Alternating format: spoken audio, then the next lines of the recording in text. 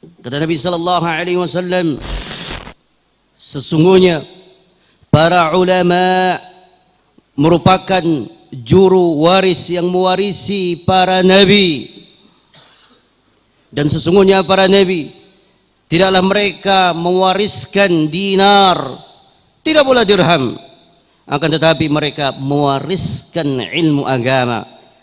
Maka barang siapa mengambil jatah warisan darinya, maka sungguh dia telah mendapatkan jatah warisan yang teramat sangat banyak. Wahai para tullabul ilm, wahai para pencari ilmu agama, sejatinya kalian ini merupakan juru waris yang mewarisi ilmu dari Nabi sallallahu alaihi wasallam.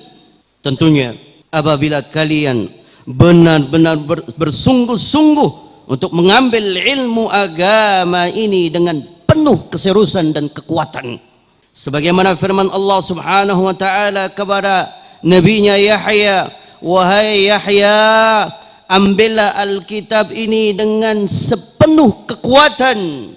Perhatikan bagaimana Allah Subhanahu wa taala memerintahkan untuk mengambil ilmu ini dengan penuh kesungguh-sungguhan.